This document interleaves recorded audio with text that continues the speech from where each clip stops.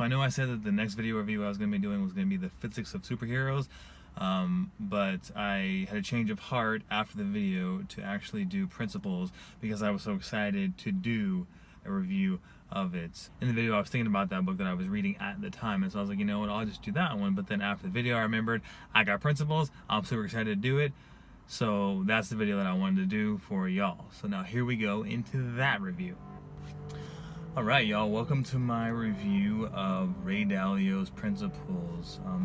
This is one of my most favorite books I've ever read, just because it's so jam-packed with value. I also have background to why I wanted to read this book. So another person that I follow is Tony Robbins, and I was watching YouTube videos of him one day, and I saw a recommended video of an interview with him and Ray Dalio. And so I don't remember, I think the title was what made me want to click on the video, so I clicked into the video, and I was hoping to get a book out of the interview, and lo and behold, they were talking about the book.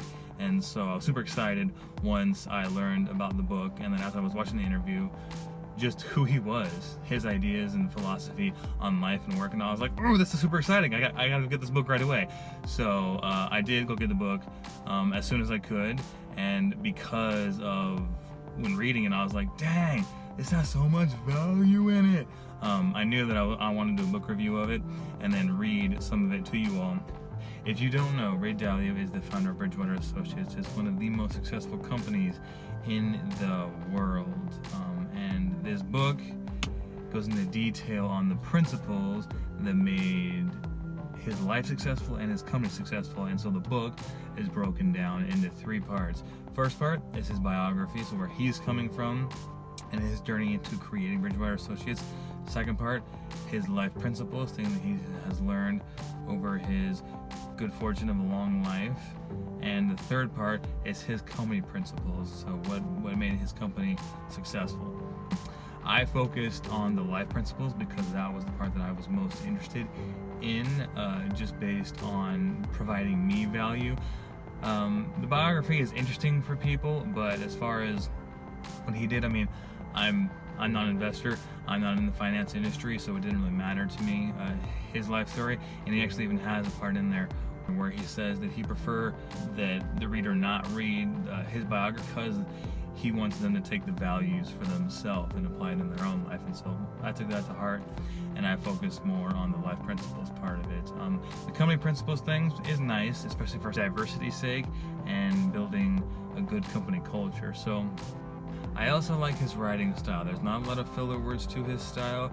It's succinct and to the point, and it gets the point across. He simplifies the language a lot to make the points very easy to understand, which I can appreciate. Some of the books I read aren't like that. They're much more word heavy, and they're much more sort of esoteric in their meaning. One of my more favorite sections in the life principles part was his thoughts on the goal setting process. 5 steps to it that he lays out. He lays out a lot of detail to it, and I created a video where I read part of that section out loud to give you an idea of how he is as an author, and then to encourage you to go get the book yourself. So check out that video right there.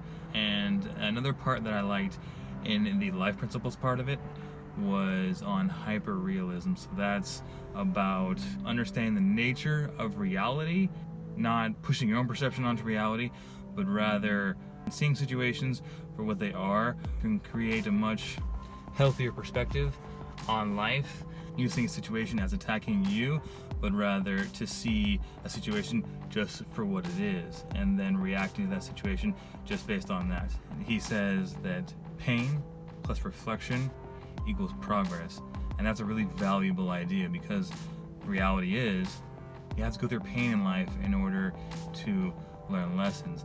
Reflect then on that pain in a rational way, and that makes progress. Then learn from that lesson, and you can learn to deal with life in a healthy way rather than just complaining all the time. One of the interesting things too that I really like about the book is how he lays out some of the main points to it, like this.